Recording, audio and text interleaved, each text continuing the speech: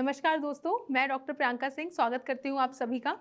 आज इस वीडियो में जो मैं टॉपिक लेके आई हूँ वो ये है कि अस्थमा के पेशेंट्स में नींद में यानी कि स्लीपिंग पैटर्न में बहुत ज़्यादा डिस्टर्बेंसेस क्यों देखने को मिलते हैं।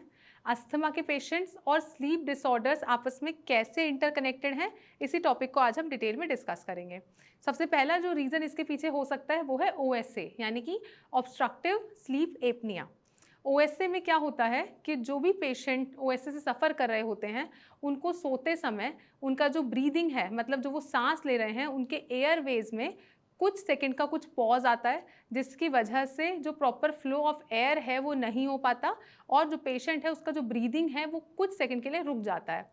इस कंडीशन में क्या होगा, जैसे ही बॉडी में ऑक्सीजन नहीं जाएगा तो आपकी ब्रेन को सिग्नल मिलता है और आपका ब्रेन जो है वो उस पेशेंट को सडनली उठा देता है ताकि जो एयर का पैसेज है वो फिर से क्लियर हो सके।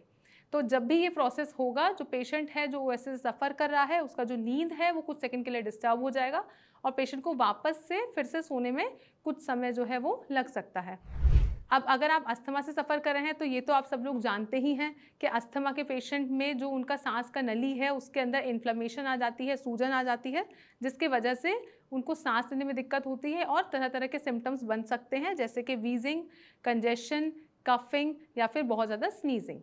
अब अगर ये दोनों कंडीशन साइमल्टेनियसली परसिस्ट करती हैं तो ये एक दूसरी कंडीशन को बढ़ाने में बहुत ज़्यादा मदद करती हैं। यानी कि अगर आपको OSA है तो वो आपके अस्थमा के सिम्टम्स को एग्जैगरेट कर सकता है, बढ़ा सकता है, और अगर आपको अस्थमा है तो वो आपके OSA की जो कंप्लेंट है उसको भी एग्जैगरेट कर सकता है।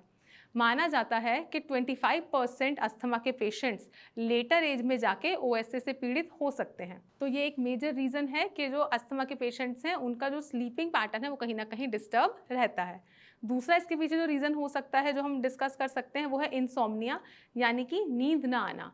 आप लोग जानते हैं कि अस्थमा के पेशेंट्स में अक्सर रात में बहुत ज़्यादा खांसी होना, बहुत ज़्यादा बलगम उठना, छाती में भारीपन होना, ये समस्या बार बार फ्रीक्वेंटली बनती है। और जब भी ये सिम्टम्स रात के समय में ज़्यादा बनेंगे तो पेशेंट की जो नींद है वो डिस्टर्ब होगी।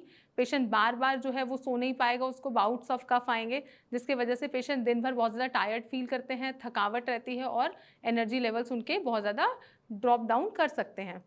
इंसोम्निया के पीछे एक और रीज़न जो हो सकता है वो हो सकता है स्ट्रेस। आप लोग जानते हैं कि कोई भी पेशेंट अगर किसी क्रॉनिक डिजीज़ से बहुत लंबे समय तक सफ़र करते हैं तो एक टाइम के बाद वो बहुत ज़्यादा हिम्मत हारने लगते हैं कि शायद हम इससे कभी ठीक नहीं हो पाएंगे। तो ये जो ओवर थिंकिंग है, जो स्ट्रेस है, ये रात के समय में पेशेंट के माइंड को ओवर पार कर सकता है और इस कंडीशन में भी पेशेंट की जो नींद है वो डिस्टर्ब हो सकती है। थर्ड जो इसके पीछे रीज़न है, जो कनेक्शन है अस्थमा के बीच में और स्लीप डिसऑर्डर के बीच में, वो ये है कि जो अस्थमा है वो मेजरली ट्रिगर करता है रात में, यानी कि नॉकटर्नल अस्थमा की मैं यहाँ पे बात कर रही हूँ। नॉकटर्नल अस्थमा में आप लोग जानते हैं, हमने जैसे कि अपना प्रीवियस वीडियो में भी डिस्कस किया है कि रात के समय में अस्थमा के पेशेंट्स में सारे ही सिम्टम्स में एक एग्रावेशन मैक्सिमम पेशेंट्स में देखने को मिलती है। तो ये सारे फैक्टर्स मिलके जो पेशेंट की जो नींद है, जो उनका स्लीपिंग पैटर्न है, उसको डिस्टर्ब करते हैं। तो अगर आपको इसको मैनेज करना है कि अगर आपका जो स्लीपिंग पैटर्न है वो सही रहे, उसके लिए सबसे ज़्यादा ज़रूरी है कि ओवरऑल आपका जो अस्थमा एज अ होल वो कहीं ना कहीं एमिलियोरेटेड रहे, कंट्रोल्ड रहे, तभी आपके जो नॉकटर्नल अस्थमा है वो मैनेज रहेगा। इसको अगर हम सिंपल भाषा में समझें तो हमें अपने अस्थमा के सिम्टम्स को ओवरऑल मैनेज करना पड़ेगा। उसके लिए आप क्या कर सकते हैं, सबसे पहला आप जो अपना मेडिकेशन है वो प्रॉपर टाइम से लेंगे। जिस भी हेल्थ केयर प्रोफेशनल के अंडर में आपका ट्रीटमेंट चल रहा है, जैसे जैसे उन्होंने आपको मेडिकेशन के लिए गाइड किया है वो मेडिकेशन आप टाइमली फॉलो करेंगे। दूसरा पॉइंट आप जो फॉलो करेंगे वो ये है कि आप हाइड्रेटेड रहेंगे थ्रू आउट द डे, ताकि रात के समय में आपकी जो एयरवेज हैं, जो एयर पैसेज हैं, अगर एयरवेज में खुश्की नहीं रहेगी तो आपको जो बाउट्स ऑफ कफ आने की संभावना रात के समय में कम हो जाएगी। थर्ड जो आपने फॉलो करना है पॉइंट वो ये है कि क्रॉस वेंटिलेशन बना के रखें। अगर आप रात के समय में क्रॉस वेंटिलेशन प्रॉपर रखते हैं तो वहाँ पे भी आपका एक ट्रिगर जो है वो कम हो जाता है और आपके सिम्टम्स जो है वो मैनेज रहेंगे। लास्ट पॉइंट आपने जो फॉलो करना है वो ये है कि आपने अपने ट्रिगर को पहचानना है। अगर आप अपने ट्रिगर को पहचान जाते हैं और फिर अपने ट्रिगर को अवॉइड करते हैं तो आपके जो सिम्टम्स हैं उसमें आप 30 से लेकर 35% तक रिडक्शन ऑटोमेटिकली देख सकते हैं। आशा करती हूँ कि आप कहीं ना कहीं कनेक्शन समझ पाए होंगे स्लीप डिसऑर्डर्स में और अस्थमा के बीच में। अगर आप अस्थमा से लंबे समय से सफ़र कर रहे हैं, आप इन्हेलर्स यूज़ कर रहे हैं, अगर आप लोग कोई ऐसा ट्रीटमेंट सर्च कर रहे हैं जो कि आपके अस्थमा के सिम्टम्स में रिलीफ दे और आपके बॉडी के बाकी ऑर्गन्स को हार्म ना पहुंचाए, तो आप आयुर्वेदिक ट्रीटमेंट की तरफ भी अपना रुख कर सकते हैं।